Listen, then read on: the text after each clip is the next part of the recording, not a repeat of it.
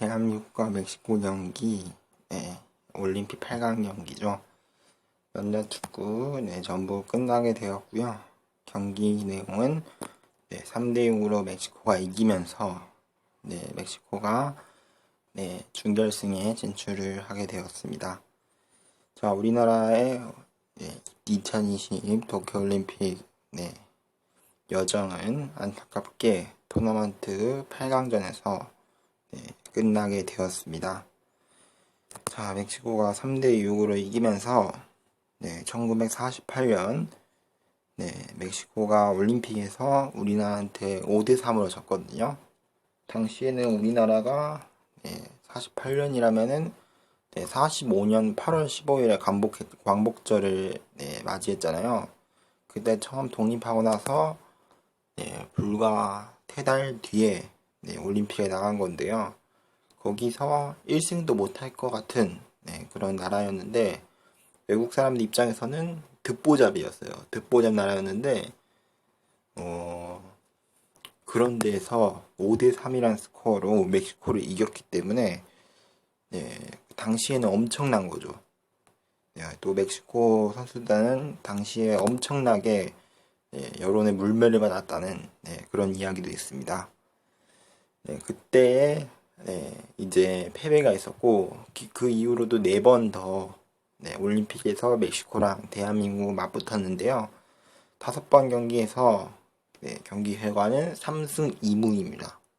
3승 2무로 대한민국이 우세인 상황으로 상대전적에서 앞서 있었기 때문에 우리나라가 멕시코를 쉽게 이기지 않을까라고 생각했는데 뚜껑을 열어보니까 멕시코는 A매치에 뛸 수 있는 많은 선수들을 주축 선수들을 많이 차출했고요.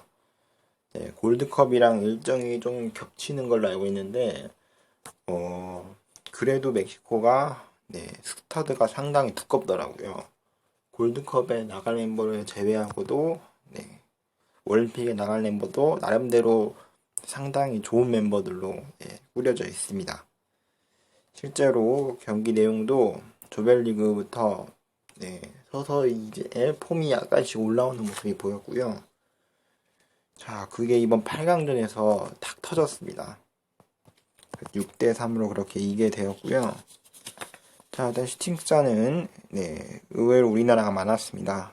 15대14, 유효슈팅 10개, 코너킥 8대3, 방어숫자 17대18, 옵사이드는 멕시코만 2개 있었고요.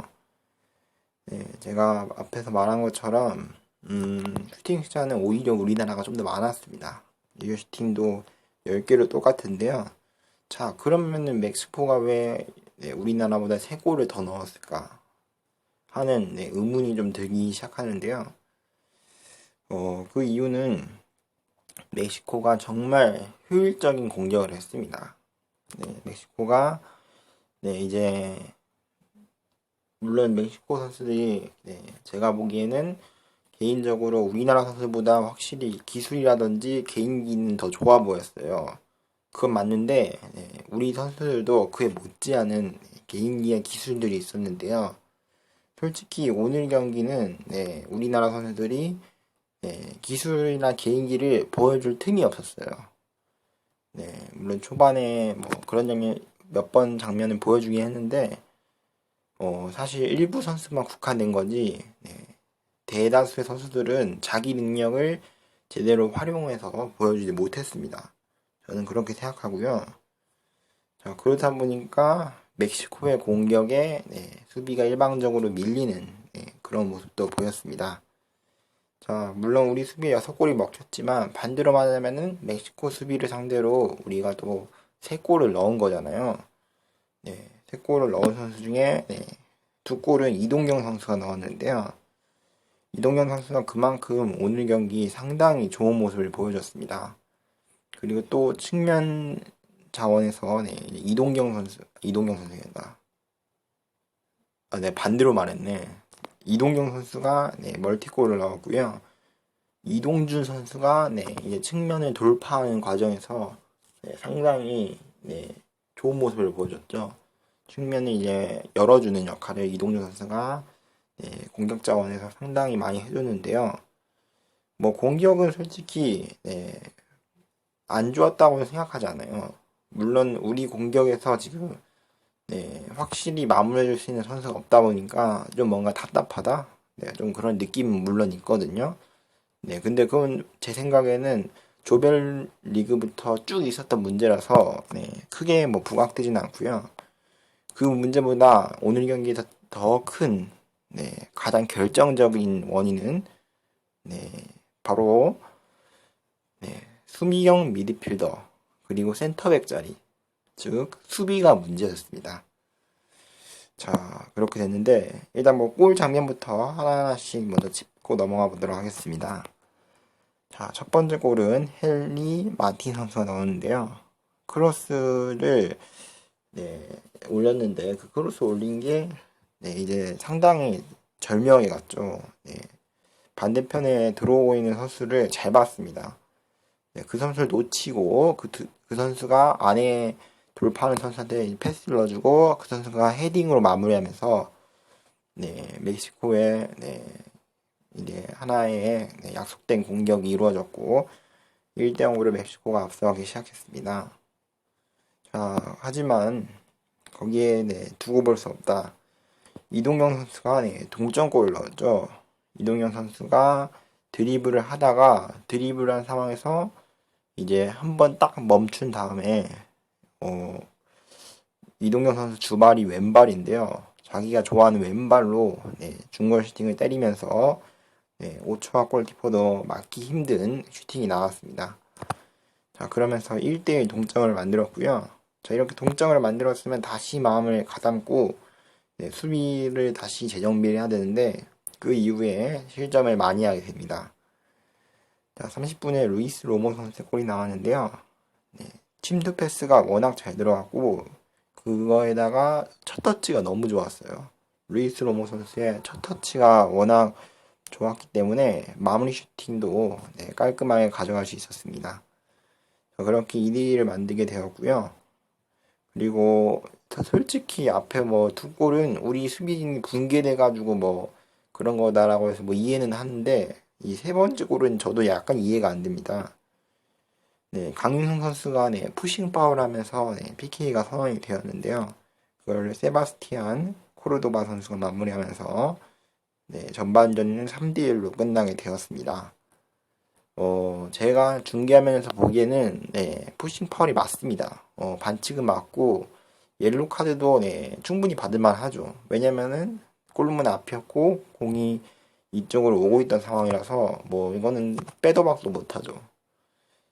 저는 솔직히 강현성 선수가 거기서 굳이 페널티 박스 아니란 걸 알고 있을 텐데 굳이 그런 위험한 동작을 할 필요가 있었나? 물론 경합을 해줄 수 있는데 푸싱 파울은 정말 티가 많이 나거든요. 특히나 강윤성 선수가 이제 딱 이제 그 푸싱 파울 같은 경우는 카메라에서 각도가 뭐 아주 잘 보였어요. 대놓고 밀었다는 게. 그럴 정도로 이 페널티킥은 우리 입장에서는 사기가 꺾일 수도 있기 때문에 저는 좋은 장면은 아닙니다. 이것 때문에 강윤 선수가 후반전에 원주재 선수랑 교체되었죠, 결국. 자, 그렇게 되었고 전반전 이렇게 끝났고요. 뭐 추격하게 되었는데 뭐 2대3으로 추격한 것까지 좋았어요. 저는 솔직히 뭐 전반전 끝나고 나서 아직 뭐 희망이 있다고 생각했어요. 뭐 한 골만 한 골만 따라간다면은 후반전에 어떻게든 뭐 역전할 수 있는 찬스가 있다라고 생각해가지고 저는 솔직히 전반전 끝나고 하프타임 때 다시 재정비하고 다시 간다면은 역전할 수 있다. 동점 내지 역전까지 노려볼 수 있다라고 생각했거든요.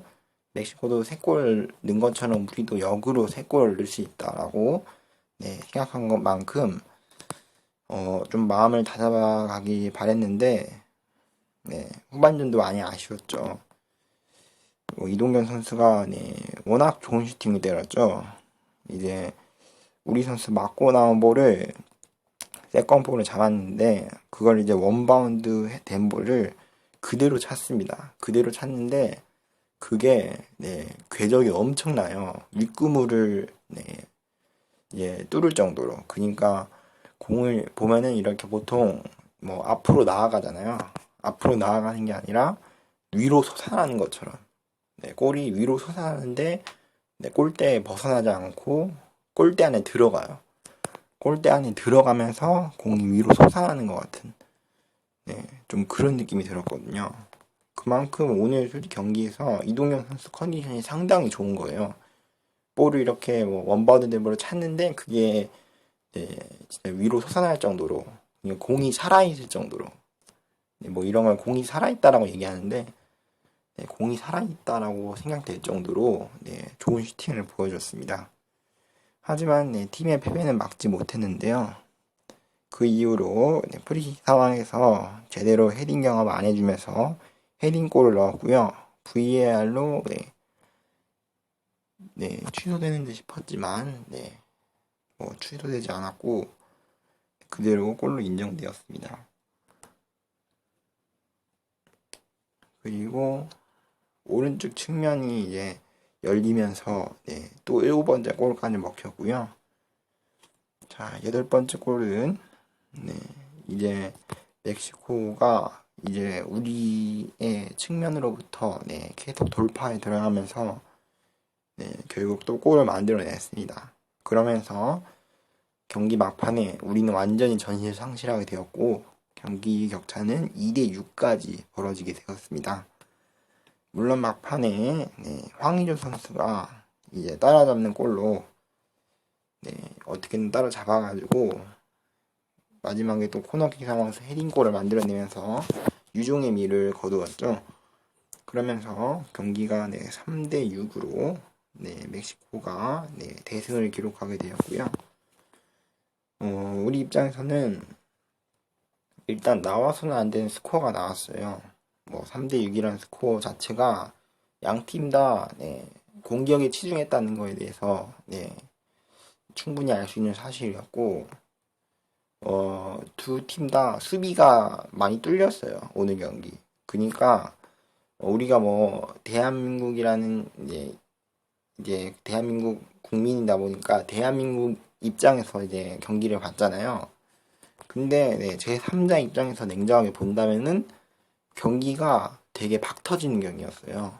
되게 축구를 보통 보면은 뭐 시간 계속 끌다가 뭐 제가 나중에 얘기하겠지만 뭐 일본과 뉴질랜드 같은 경우는 일본이 일방적으로 뉴질랜드를 이제 공격했는데도 불구하고 경기가 0대0으로 끝났고 승부차기에서 일본이 이겼거든요.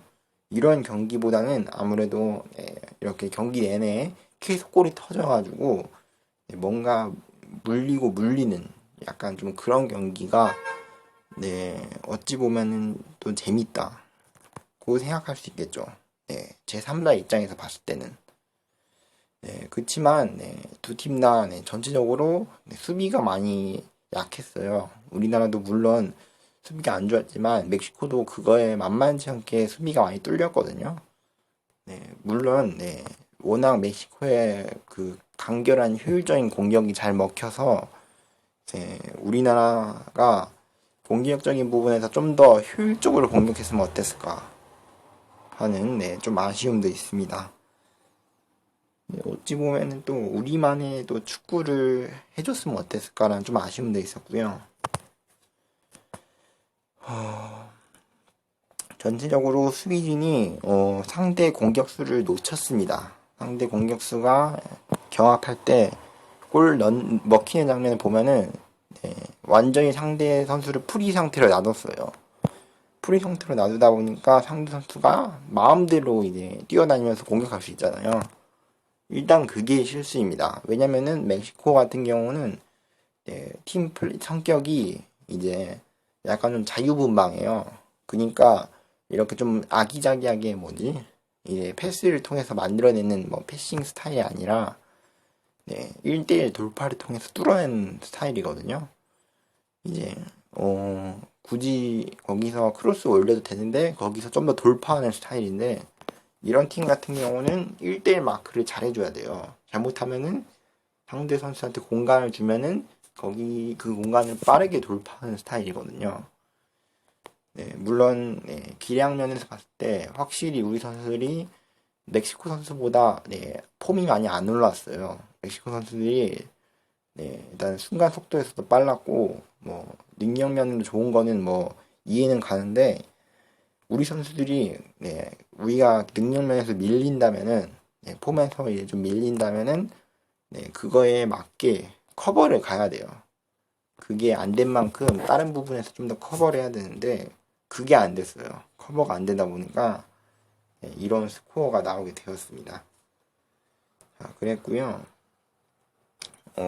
멕시코의 그 롱패스죠. 롱패스나 침투 패스 같은 그런 패스에 우리 수비진이 완전히 뚫리는 모습을 보였거든요.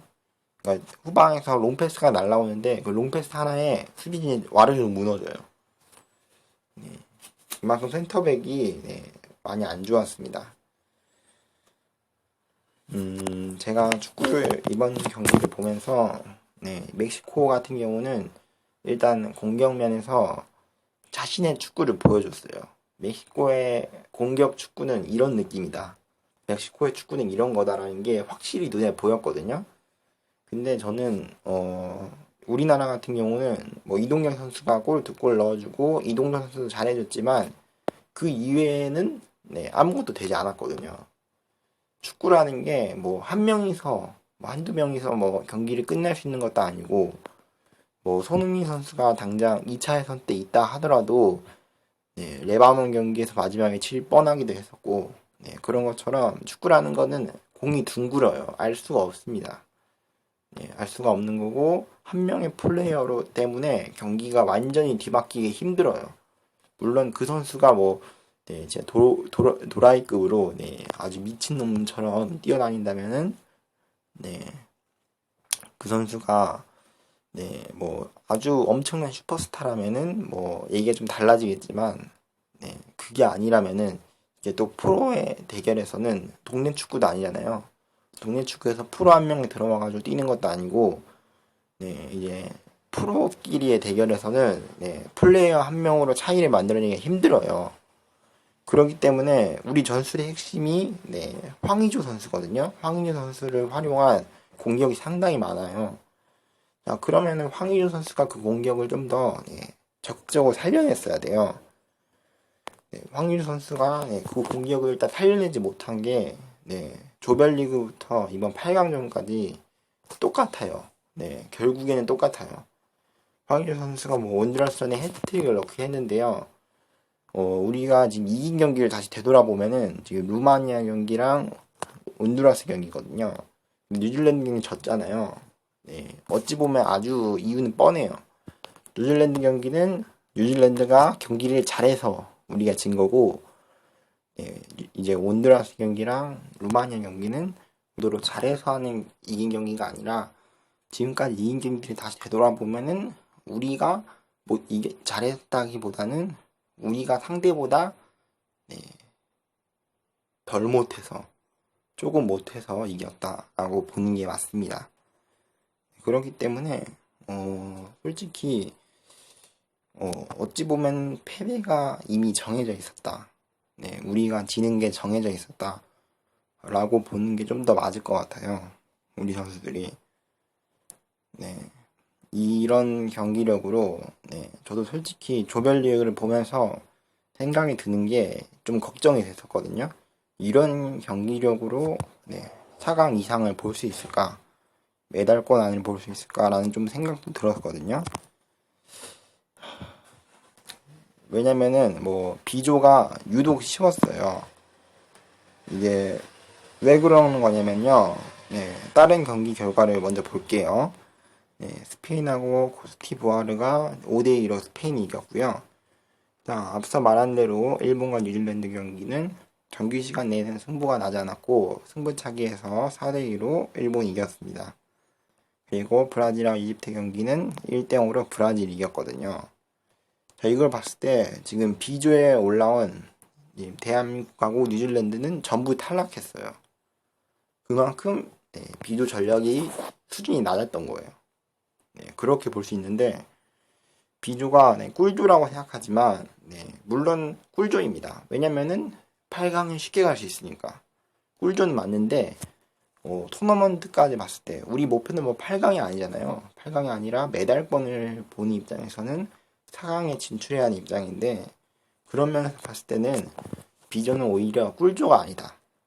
왜냐면 A조 팀이랑 만나야 되니까 8강전에서 자 그렇게 볼 수 있을 것 같고요. 멕시코는 우리가 지금까지 상대했던 상대보다 훨씬 조직적으로 잘 짜여있고 강한 팀이었습니다.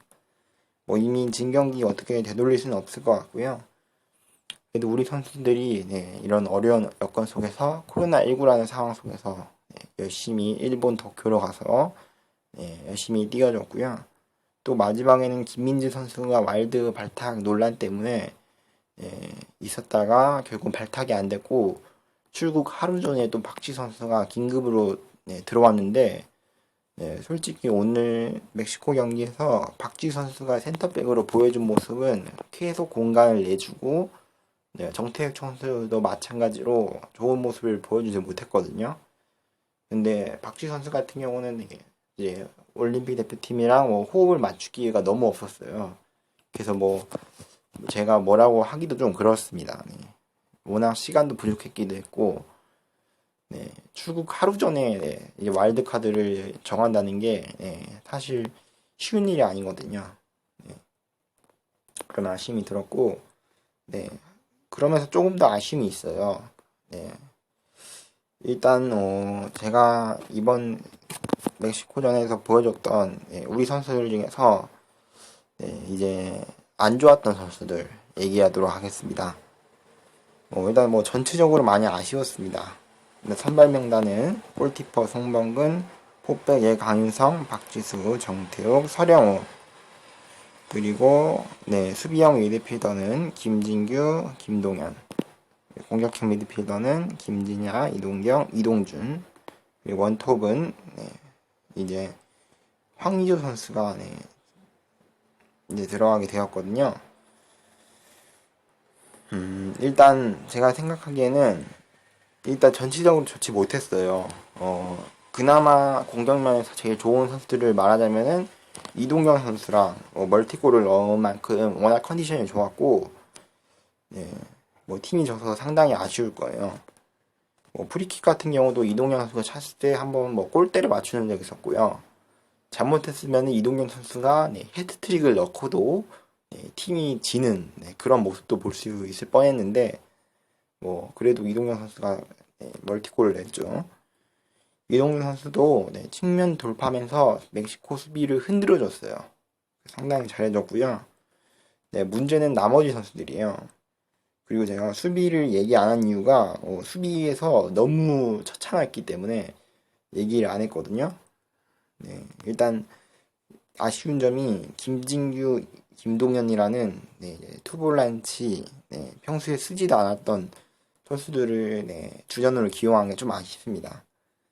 굳이 원두제라는 카드도 있는데 지금까지 봤을 때 원주대자가 김진규 또는 김동현을 이렇게 번갈아 가면서 사용했거든요.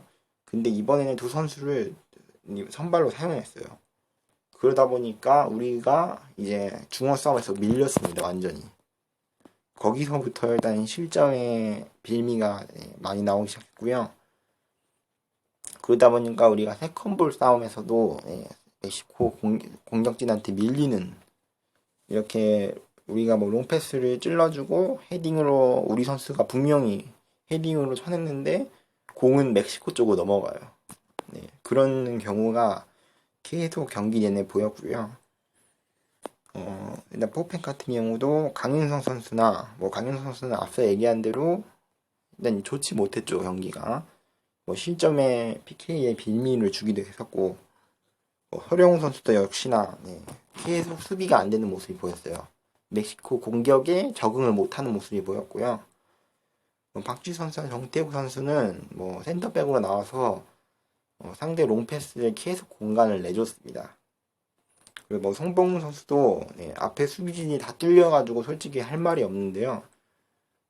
그래도 송범구 선수가 제 생각에는 어느 정도 좀 막아줬으면 어땠을까라는 좀 아쉬움도 있고요. 송범구 선수도 충분히 막을 수 있는 공이 있었을 텐데 뒤에서 안정적인 모습을 보여줬으면 어땠을까라는 좀 아쉬움도 있습니다. 자, 그랬고요. 일단 선발 명단부터 너무 실험적이에요.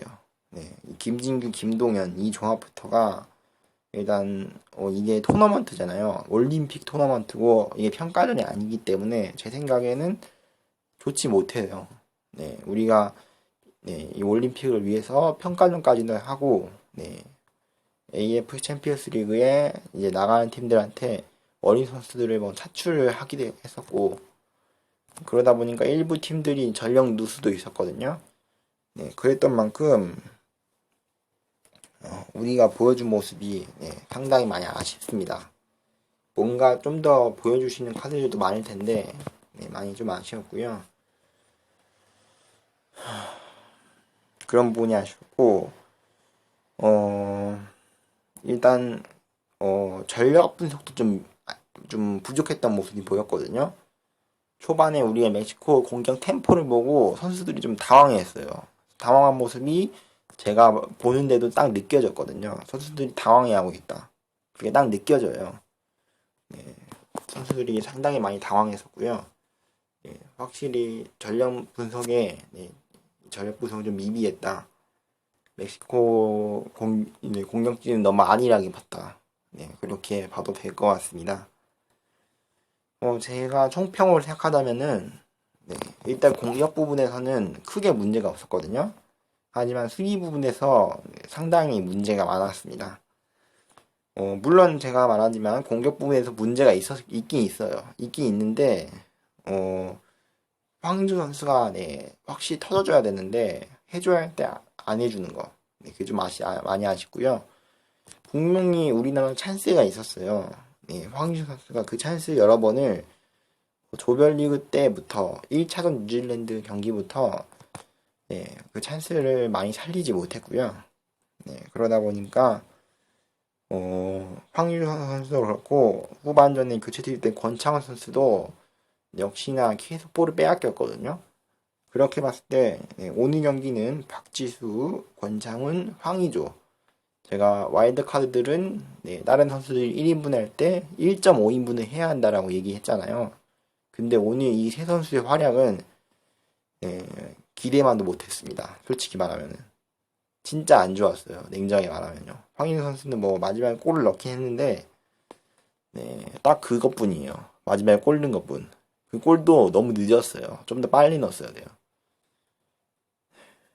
많이 아쉬웠고요.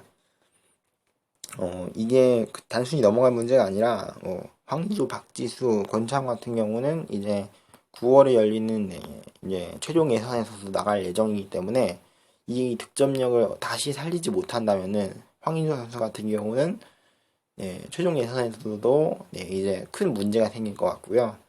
그럼 벤투 감독님 입장에서도 상당히 고민이 되겠죠.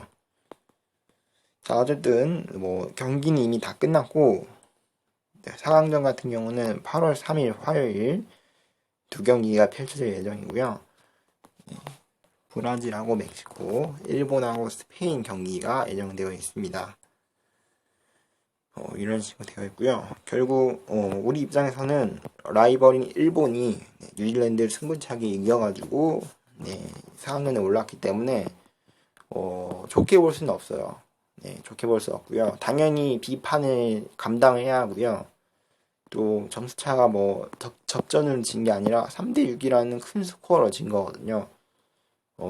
일부 언론에서는 벌써부터 김한범 감독님이 이제 사퇴해야 한다, 뭐 경질해야 한다, 뭐 이런 얘기도 돌고 있고요. 이 성적에 대해서 책임을 져야 한다. 누군가는 책임을 져야 하지 않냐, 뭐 이런 식으로 말하는 경우도 있습니다. 제가 아직 뭐라고 말하기는 좀 이른 경향이 있지만 제가 생각하기에는 일단 책임은 져야 돼요. 냉정하게 말하면. 왜냐면요, 평가전을 통해서 이제 김한범 감독님이 계속 올림픽 팀을 계속 다져왔었고 K리그 팀 안에서 뭐 K리그 팀한테 협조까지 구해가지고 선수를 차출 받은 다음에 평가전이 아니라 훈련을 했었거든요. 그랬던 거만큼 뭔가 보여줬어야 돼요. 올림픽 무대에서 4강 이상의 뭔가를 보여줬어야 되는데 그러지 못했다는 거. 그거를 봤을 때 좀 많이 아쉽습니다. 우리 선수들이. 우리 선수들이 못할 선수들은 아닌데, 그러니까 우리가 멕시코한테 제가 생각하기에, 제 개인적인 생각으로는 멕시코한테 기술이 밀려서, 스피드가 딸려서 진 게 아니거든요. 네, 그런 게 아니기 때문에, 그게 좀 많이 아쉽습니다. 전술적인 부분에서, 상당히 많이 아쉬움이 있다라는 거, 개인적인 생각으로 얘기해드렸고요. 과연 어떻게 될지 일단 좀 더 지켜봐야 할 것 같고요. 이러면서 결국 모든 경기가 남자 축구 대한민국 대표팀은 여기서 끝날 예정이고요. 자, 남자 축구 올림픽 대한민국 대표팀 올림픽 리뷰 같은 경우는 여기서 끝날 예정이고 나머지 4강전부터 동메달 결정전, 금메달 결정전 같은 경우는 한 번에 몰아가지고 따로 가볍게 라이브라든지 짧게 영상을 올리도록 하겠습니다. 제 생각에는 아무래도 라이브로 가볍게 정리하고 넘어갈 것 같습니다. 영상을 크게 늘릴 수 없기 때문에. 자, 그리고 여자 축구 8강전 진행이 되었고요. 자, 그러면서 4강전에 호주랑 스웨덴, 미국이랑 캐나다가 이렇게 맞붙게 되었습니다. 자, 그러면서 비록 남자 축구 올림픽 대표팀이 이렇게 여정을 마무리하게 됐지만 남은 시간 우리나라로 돌아와가지고 일단 안전하게 돌아오는 게 일단 급선무일 것 같고요. 계속 일본 안에서도 확진자가 늘어나고 있고 우리나라 안에서도 확진자가 늘어나고 있기 때문에 남은 선수들이 일단 확진을 최대한 안 걸려가지고 꼭 돌아온 다음에 K리그가 진행 중에 있기 때문에 제가 솔직히 이번 올림픽 리뷰하기 위해서 K리그까지 이제 리뷰를 안 할 정도로 제가 올림픽에 약간 올인하려고 했거든요. 그렇기 때문에 이번 결과가 좀 많이 아쉽습니다. 아쉬운 만큼 K리그 돌아와가지고 꼭 열심히 뛰어주기 바라고요. 해외파 뛰는 선수들 같은 경우는 소속팀에 복귀해가지고 프리시즌 잘 준비해 주시기 바랍니다. 자, 그럼 저는 다음 시간이 없네요. 다음 시간이 카타르 월드컵 9월 예선 최종 예선이 될 것 같고요. K리그 같은 경우는 올림픽이 끝난과 동시에 진행이 될 예정이고 여자이지만 축구 경기하는 시간대에 야구 경기랑 배구 경기랑 시간이 겹쳤거든요. 겹쳤기 때문에 저 같은 경우는 약간 좀 고민됐어요. 왜냐면은 평소에 저는 올림픽을 많이 보는 편이라서 축구만 보는 게 아니라 다른 경기들은 다 보거든요. 리뷰는 축구랑 야구밖에 안 하지만 배구 경기도 봅니다. 그래서 도미니카한테 이제 3대2로 5세트 이긴 것도 봤고요. 자, 그리고 이번에 열렸던 한일전에서 5세트에 마지막에 이제 역전을 해낸 것도 잘 알고 있습니다. 모든 스포츠 경기를 다 모니터링하고 있기 때문에 리뷰는 축구랑 야구밖에 안 하지만 배구 같은 경우도 우리가 만약 8강을 통과해가지고 엄청 힘들겠지만 4강까지 올라가게 된다면은 한번 리뷰를 해보도록 하겠습니다. 워낙 리뷰할 게 많기 때문에 솔직히 말하면은 일정이 되게 빡빡합니다. 자, 어찌됐든 축구 이야기는 여기서 끝내는 걸로 하도록 하겠고요. 저는 나머지 야구 대표팀 이야기로 넘어가도록 하겠습니다. 그럼 여러분 안녕히 계세요.